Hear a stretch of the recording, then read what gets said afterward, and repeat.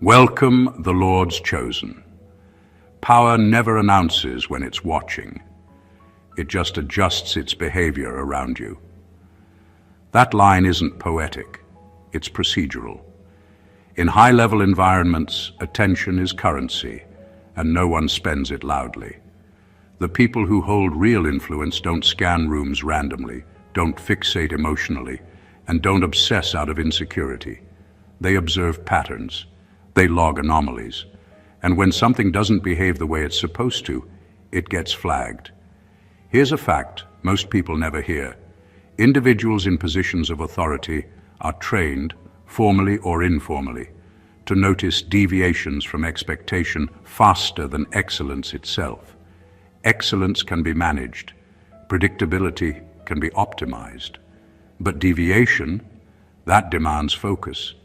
Because deviation means either risk or rare value. That's where you come in. You didn't stand out by trying. You didn't announce your presence. You didn't play the usual social instruments, overeagerness, validation hunger, strategic flattery. You simply moved differently. And to someone who understands power, that's louder than ambition ever could be. The first thing they noticed wasn't your talent. Talent is common. The second thing wasn't your confidence. Confidence is often borrowed. What caught their attention was something far less convenient. You didn't respond the way leverage expects people to respond. Praise didn't soften you. Pressure didn't speed you up. Opportunity didn't make you trip over yourself like it owed you something. That alone is enough to disrupt an entire internal ranking system. And yes, there's a strange humor in it. While others are polishing their personas and rehearsing impressive nods in mirrors, you're accidentally triggering internal reviews in rooms you've never entered. Somewhere, someone with influence is quietly thinking, why didn't that work on them?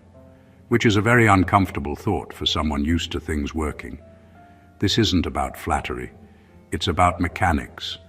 Power doesn't obsess over noise. It obsesses over what doesn't bend. And once something resists quietly, it stops being ignored and starts being studied. That's when observation turns into fixation. Number one, you don't react the way leverage expects you to. Power studies reactions because reactions reveal where control lives. Most people think influence is about dominance, but it's really about predictability.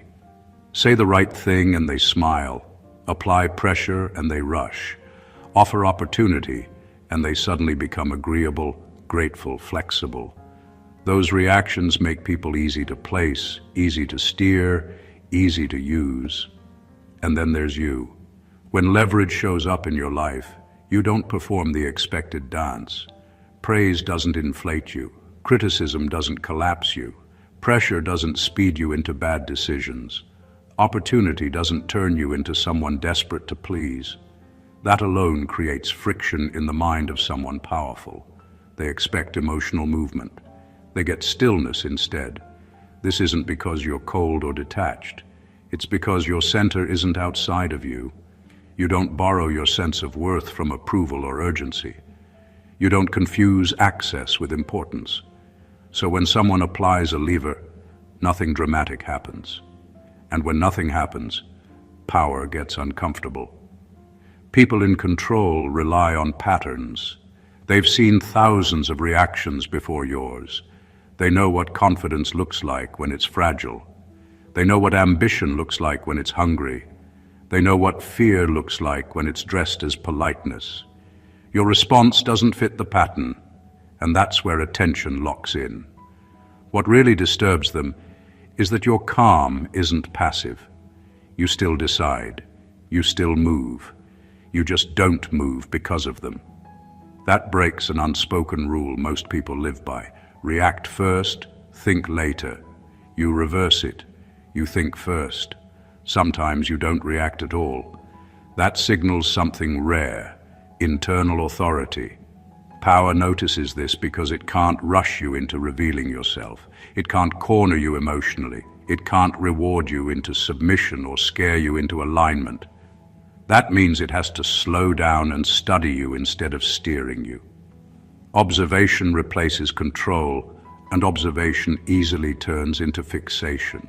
You become interesting not because you're loud, impressive, or dominant, but because leverage keeps failing quietly. And when leverage fails, power doesn't walk away, it leans in. Number 2, you carry conviction without broadcasting it. Most people announce what they believe because they're still trying to convince themselves.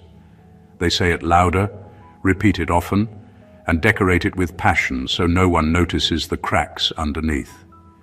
Conviction, the real kind, doesn't behave like that. It settles. It gets quiet. And that quiet is exactly what gets noticed. You don't make speeches about your values. You don't constantly explain who you are or what you stand for. You move as if those decisions were already made a long time ago. Your boundaries show up in what you decline, not in what you argue about. Your beliefs show up in consistency, not in performance. To someone who understands power, this is instantly recognizable. People in influence-heavy positions spend their lives surrounded by loud certainty that collapses under pressure. They've watched confident voices fold the moment comfort is threatened. So when they meet someone who doesn't advertise their inner world, yet never contradicts it, it stops them, because that kind of conviction can't be negotiated easily. What really pulls their attention is that you don't seek agreement to reinforce yourself. Disagreement doesn't provoke you. Validation doesn't energize you. You don't scan faces to check if your stance landed well. That signals self-trust, and self-trust is rare because it's built through hard internal work most people avoid. Your decisions feel settled before the conversation even starts. Not stubborn, not rigid, just grounded. That grounding tells a powerful observer that you're not operating from trend, pressure, or group mood. You're operating from an internal compass. And anyone who's climbed far knows how many people lose that compass on the way up.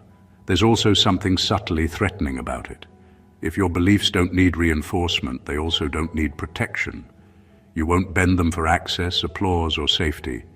That makes you difficult to influence but incredibly reliable once aligned. Power becomes obsessed with this because it recognizes something familiar and uncomfortable at the same time. Familiar, because this is how authority actually works when it's real. Uncomfortable because it can't be manufactured, borrowed, or imposed. You either have it or you don't. And when someone carries conviction without noise, without display, without explanation, it leaves a mark. Not because they demanded attention, but because they didn't need it. Number 3, you don't need permission to move forward. Most people live in a constant state of seeking approval. They check the room before they speak, hesitate before they act, and weigh every step against someone else's expectations. That's the rhythm of predictability, and it's comforting to power because it's easy to manage. You, on the other hand, don't play by that script. You move when it makes sense to move. You act when clarity calls for action, not when someone else gives the green light. And that independence is magnetic. Power notices this instantly, because anywhere there's authority, there's an invisible ledger of control. People are expected to orbit around it, to defer, to wait. But you refuse to orbit. You create your own path, make your own calls, and accept responsibility for the outcomes. You don't ask permission because you've already answered to something far more important, your own internal standard. That tells someone with influence that you operate on a different plane, where timelines, hierarchies, and favors have less power over your movement than most people realize. This doesn't mean recklessness. It means discernment. You weigh consequences, assess risks, and take calculated steps without needing someone else's stamp of approval. That combination of autonomy and accuracy is rare. Most people can be nudged, pressured, or distracted into submission. You can't. That frustrates, fascinates, and eventually obsesses those who are used to managing outcomes through compliance. What makes it even more intriguing is the subtlety of it. You're not loud about independence. You don't boast about self-reliance or flaunt audacity. You simply act. And when someone powerful sees results coming from a source they didn't control, the mind starts spinning. They study, analyze, and try to figure out the mechanics behind the movement. Independence like that is disarming. It's a quiet challenge. It says without words, I am accountable to my own compass. I don't need anyone else to authorize my direction. And to someone who thrives on controlling movement, that is not just noteworthy, it's unforgettable. You stop being part of the predictable equation, and suddenly all attention is on understanding rather than controlling you. Number 4, you absorb information without becoming loyal to the source. Most people respond to power the same way. They consume what's offered and immediately attach themselves to it. Advice becomes gospel, access becomes allegiance, favor becomes emotional debt. It's an unconscious transaction. The more you receive, the more you owe. You don't play that game. You listen, you learn, you take what's useful, and you leave the rest behind. You don't turn knowledge into loyalty automatically, and that difference is magnetic. Someone who wields influence notices this immediately because it's disarming and in some ways unsettling. They're used to people bending under the weight of attention, resources, or insight. Their position creates a gravitational pull, and most fall in naturally. But when you take what matters without tying your identity to it, it signals autonomy. You are absorbing power like a sponge, but you don't let it seep into control over your own decisions. That's rare. That's dangerous in a subtle, quiet way. This doesn't mean you're cold or detached. It means you evaluate critically. You separate value from source. You keep your standards intact, regardless of who delivers the insight, the opportunity, or the praise. That ability to compartmentalize information while staying aligned with yourself shows someone powerful that you are not a lever to be pulled. You're a mind that acts independently of influence, and that makes you inherently fascinating. The obsession starts there. Power doesn't encounter autonomy often, and when it does, it wants to understand it, study it, and almost replicate it.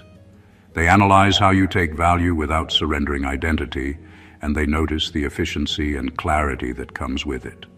They realize you are self-contained, impervious to manipulation, and untethered from the invisible debts most people carry.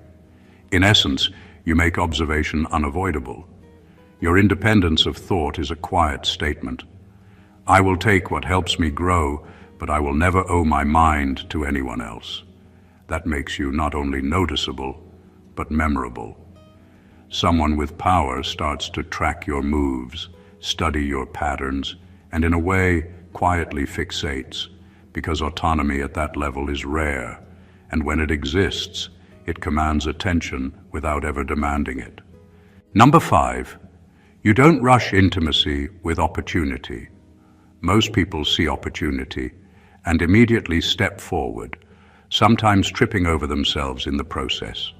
They want access, approval, or advantage so badly that they forget to evaluate whether the opportunity is actually aligned with their path. You don't operate like that. When something beneficial appears, you pause, you study it, you measure it against your principles, your timing, and your vision. That patience isn't hesitation, it's precision. And someone with real power notices this immediately. What catches their attention isn't that you're careful, it's that you're selective in a world where urgency is worshipped. Most people scramble, they overcommit. They say yes too quickly because scarcity thinking makes them desperate. You, however, are untethered from that desperation. You don't cling to opportunity as if it defines you. You treat it as a tool, not a trophy, and that mindset signals depth. Depth in the eyes of power is irresistible. This behavior quietly flips the usual power dynamic. Usually influence works because people chase it. They signal, align, and adjust themselves to gain favor. You're not chasing, you're choosing, and choosing carefully shows that your energy, attention, and allegiance are scarce commodities, not in a bragging way, but in a way that only someone truly self-possessed understands. That scarcity is magnetic because power recognizes value in autonomy. It's easy to influence someone hungry, hard to influence someone satisfied in their own process. There's a subtle tension in watching you operate this way. You don't broadcast hesitation, fear, or calculation. You simply allow your decisions to unfold in their own time. That unpredictability paired with discernment triggers fascination. You're no longer just another participant in the system. They have to study you. They have to understand what drives your timing and why your alignment matters more than opportunity itself. You end up in a rare position. You're respected before you're even fully understood. Someone with influence can't manipulate your pace, and that forces them to acknowledge a truth most people never encounter. Your attention, your presence, and your choices are yours first. And when power encounters that, obsession is almost inevitable. Number 6, you're not impressed by proximity to status. Most people behave like a satellite caught in the gravity of titles, connections, or reputations. They nod too quickly, smile too readily, and bend just enough to get noticed by someone they consider important. You don't. Status doesn't alter your posture, your judgment, or your perception of value. To someone who understands real power, that is immediately striking. It's not arrogance, it's discernment. You evaluate substance, not symbolism, and that's an incredibly rare quality. Power relies on influence over those who are dazzled by proximity. When people care more about who something comes from than what it actually is, they are easy to manage. You refuse to play that game. You treat people as systems, ideas, or opportunities, not as badges of importance. That signals two things at once: intelligence and independence. You see the structure, but you are not enslaved by it. You measure everything by its real-world relevance, not by its social weight, and that makes someone powerful sit up and take notice. What's fascinating to them is that your indifference is not disengagement. You're present, you're aware, you're strategic, but you're never awed. That balance is uncomfortable for those used to admiration. When your attention isn't earned by proximity, it has to be earned by merit. And merit, especially quiet merit, is far harder to manufacture than a title or a connection. This ability creates a magnetic tension. While others fumble to impress, you operate on your own terms, and that independence is disruptive to predictable hierarchies. Power doesn't just like this, it becomes curious, even obsessed. They want to know how someone can navigate influence without being influenced themselves. They analyze, track, and study your interactions, because understanding that mindset becomes a puzzle worth solving. By refusing to be dazzled by status, you effectively reset the rules of engagement. You teach them, silently, that your alignment is with reality, not with symbols of authority.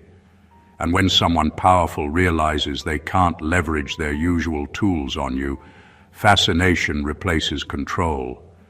You've become a variable they can't calculate, a mind that doesn't bend to expectation, and that is impossible to forget. Number 7, you make decisions that cost you socially. Most people avoid social friction at all costs. They say what's expected, nod when convenient, and choose alignment over integrity to keep themselves in the good graces of others. You don't. You make choices that feel right to you, even if they ruffle feathers, break harmony, or leave you isolated temporarily. That kind of decision-making is rare, and it doesn't go unnoticed by someone who has real power. They are trained to spot people who prioritize influence over principle, and you are doing the exact opposite. There's a subtle magnetism in that kind of behavior. When someone consistently chooses alignment with their internal compass over social ease, it signals independence and strength. It's a silent message. You are not a pawn, not a follower, not someone easily swayed by approval or gossip. You're accountable first to yourself, and the consequences of that accountability, whether loss of popularity, rejection, or criticism, don't derail you. That unshakable internal logic is fascinating to observe, especially for someone accustomed to people bending for acceptance. What makes it even more compelling is that your choices carry weight without theatrics. You're not performing courage.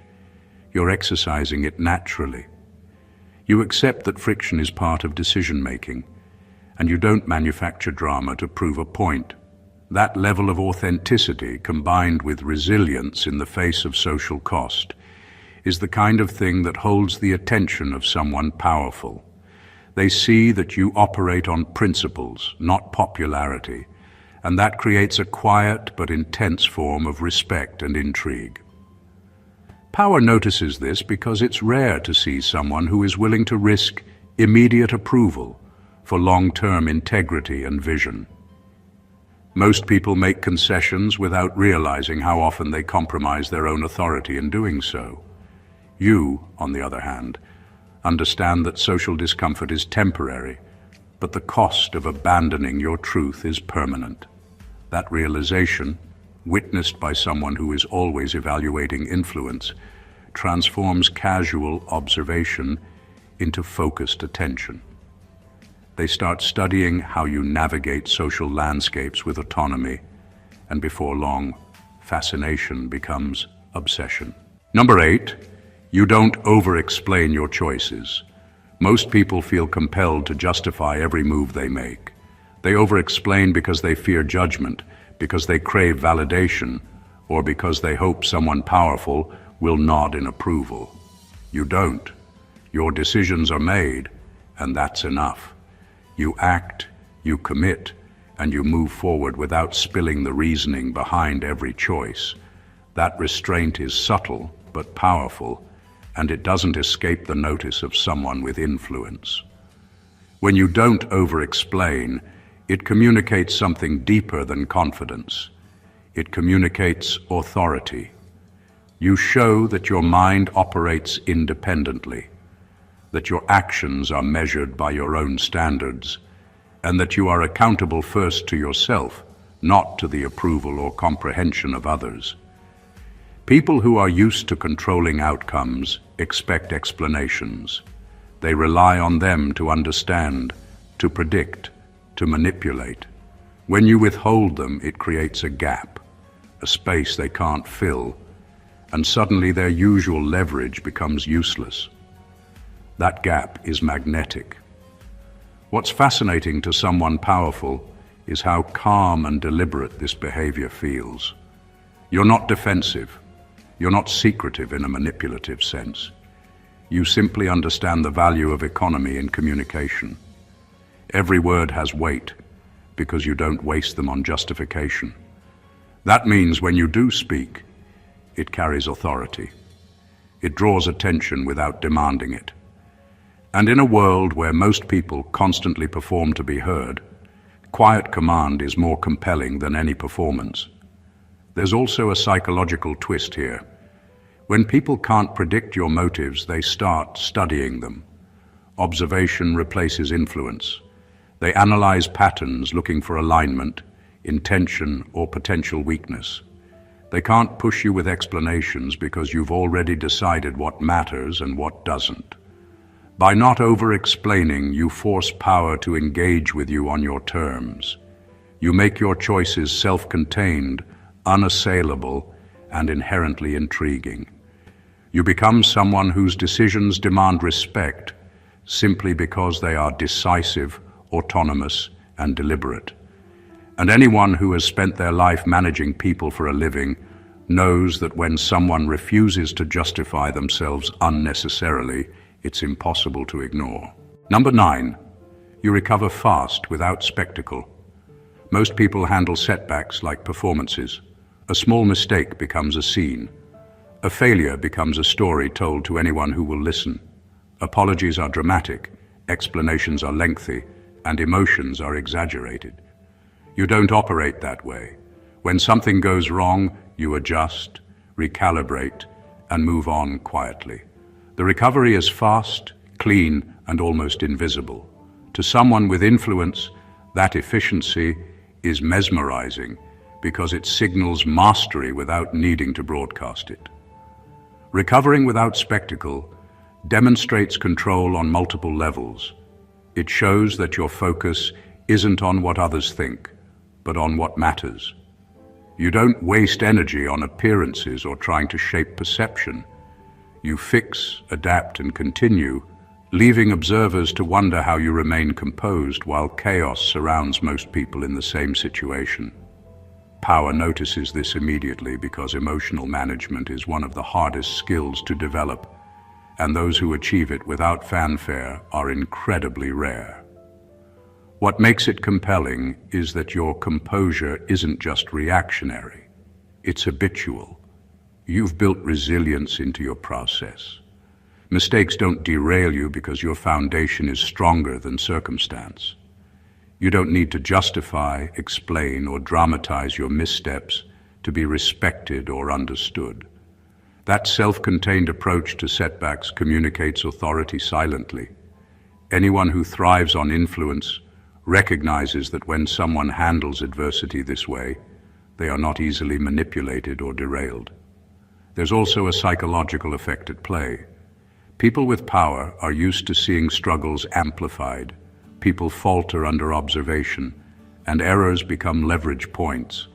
When they encounter someone who recovers gracefully and efficiently, it disrupts expectations. They are forced to pay attention, to study, and eventually to respect that internal control. Observation replaces exploitation, and curiosity begins to turn into a subtle fascination. Recovering fast without spectacle makes you unpredictable, calm, and reliable in ways others aren't. It's not about perfection. It's about consistency under pressure. And consistency like that, quiet and unassuming, commands attention from those trained to notice patterns. It's a form of strength that doesn't scream, yet it echoes louder than any display ever could. Number 10, you don't mirror the room to belong. Most people adjust themselves constantly to fit in. They copy tone, posture, opinions, and even energy to match the environment. It's subconscious, almost Pavlovian, but it's a survival mechanism. You don't do that. You remain consistent, grounded, and aligned with your own rhythm, regardless of who is watching or what the setting demands. That kind of unwavering presence doesn't go unnoticed by someone with real influence. It demands attention. Power thrives on predictability. Leaders, decision-makers, and high-level influencers expect patterns because they make people easier to manage. When someone adapts too much, they can be controlled, leveraged, or dismissed without much thought. But when you don't mirror the room, you break that predictability. You refuse to be a reflection of expectation, and that throws observers off balance in the most intriguing way. You're neither hostile nor compliant. You simply exist on your own terms, and that independence is magnetic. What makes it fascinating is that your consistency isn't rigidity. You can engage, adapt tactically, and collaborate. But the core of who you are, your principles, your energy, your judgment, remains intact. That creates a subtle tension. People notice that you belong nowhere by default, yet you are not alien. You are a variable that can't be mapped easily. For someone used to managing influence, that unpredictability combined with internal coherence becomes impossible to ignore. This behavior communicates more than confidence. It communicates authority over oneself. It signals that your actions and reactions are chosen, not reflexive. That makes manipulation difficult, persuasion less effective, and observation increasingly focused. Power, which usually relies on reading patterns to assert control, now finds itself studying a person who cannot be reduced to a formula. By refusing to mirror, you force attention in the most compelling way, silently, deliberately, and unapologetically. You stand out not because you try, not because you perform, but because you remain whole while others fracture themselves to belong. That integrity and consistency, so rare in a world of social mirrors, ensures that someone with influence doesn't just notice you, they can't stop noticing. Number 11. You respect power without worshipping it. Most people either fear power or crave it. They bow, flatter, and defer because they've learned, consciously or not, that survival and advancement depend on it. Some try to fake understanding, mimicking confidence they don't truly feel. You don't. You acknowledge authority where it exists. You recognize influence when it's earned, but you never kneel mentally. You engage with power as a fact of reality, not as a deity demanding devotion. That distinction is subtle, but someone who wields real influence notices it instantly. Power is fascinated by people who can interact with it on equal terms without hostility or reverence. They're used to either sycophants or challengers, the obedient or the openly resistant. You occupy a rare space in between, attentive yet independent, respectful yet unbowed. That balance is disruptive. It signals that you understand the rules of the game but are not imprisoned by them. You see the structures, the systems, and the hierarchies, but you navigate them according to your own logic, not the expectation of approval. What makes it even more compelling is that your stance isn't performative. You're not trying to prove your toughness or your independence. You simply operate from clarity and self-trust. That presence, calm, steady, observant, is magnetic because it shows mastery without exhibition. Those who are used to commanding attention find themselves quietly studying how you move, how you react, and how you maintain composure in the presence of authority. By respecting power without worship, you create a dynamic where attention becomes mutual, not one-sided. You don't compete for influence, but your independence forces power to engage with you thoughtfully. They can't use fear, manipulation, or entitlement to shape you easily, and that makes you rare and captivating. This balance communicates something essential. You are neither a tool nor a threat in the conventional sense, but someone whose mind operates freely. That freedom, so uncommon, becomes unforgettable. Power doesn't ignore that. It fixates on it, trying to understand how someone can acknowledge authority fully without being consumed by it. And that fascination is both intense and enduring. Number 12. You create gravity instead of chasing momentum. Most people scramble to stay relevant. They chase trends, titles, and attention, hoping that visibility will translate into influence. They bend, adapt, and perform in ways that feel urgent but shallow. You don't. You don't chase the spotlight or the applause. You focus on building depth, consistency, and substance, and the world gradually bends toward you. That kind of presence is magnetic, and someone with real power notices it immediately. Creating gravity isn't flashy. It doesn't rely on noise or performance. It's the result of focused competence, quiet authority, and predictable reliability.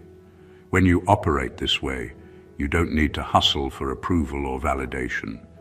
Instead, people start seeking you out because your influence radiates naturally. Those with power are trained to see who draws attention effortlessly versus who clings desperately to it. You are in the first category. That distinction fascinates them. What makes it especially compelling is that gravity is persistent. Momentum is temporary. Trends fade, applause dies, and energy dissipates. Gravity pulls continuously, regardless of whether anyone is watching. You operate from a place of internal alignment, building skills, connections, and reputation quietly, but with purpose. Your presence has weight, and that weight forces observation and eventually respect. There's a subtle tension for someone who notices this. They are used to orchestrating influence, pushing people into movement, or leveraging energy to get results. But you are not moving for them. You are moving for yourself. Yet the results ripple outward, bending attention your way without any effort. That makes you rare, challenging, and deeply intriguing. Power begins to study you, because gravity cannot be engineered with coercion or manipulation. It cannot be faked or borrowed. You are not chasing opportunity. You are becoming a constant. That constancy draws eyes, focus, and eventually fascination. In a world of frantic energy and performative ambition, someone who generates attraction by simply being aligned, disciplined, and substantial becomes impossible to ignore. You pull influence toward yourself without ever needing to ask for it, and that is a truth that power notices and quietly obsesses over. Number 13. You're comfortable being misunderstood for long periods. Most people panic the moment someone misinterprets them. They over-explain, justify, or retract, desperate to correct the perception. You don't. You understand that being fully understood isn't a prerequisite for moving forward, achieving, or maintaining authority. You're comfortable letting ambiguity exist, letting people wrestle with their assumptions, while you quietly continue on your path. That patience and detachment from perception is magnetic to someone with power.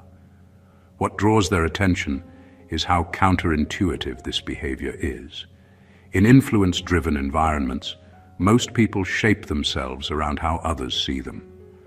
They adjust, perform, and constantly monitor the impressions they leave. You, by contrast, maintain your consistency regardless of misunderstanding. You don't compromise your identity to clarify it.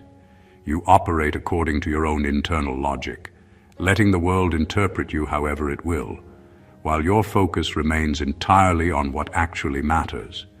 That kind of independence is rare, and it immediately signals strength and self-possession. Being comfortable with being misunderstood also communicates confidence at a level most people never achieve. You're not seeking validation through comprehension.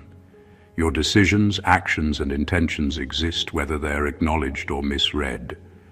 That makes you unpredictable in the eyes of someone who wields influence, because they are used to leveraging misunderstanding as a weakness. With you, that tool fails. Misinterpretation doesn't bend you or shake you. It simply exists while you proceed. There's a psychological effect on those who notice this. Observation replaces manipulation. Power cannot force alignment or understanding, so it begins to study the source. They analyze why your clarity doesn't depend on consensus and how you maintain momentum without outside approval. That curiosity inevitably turns into fascination because they encounter someone who thrives in a space most people fear, the space between perception and truth, where autonomy reigns.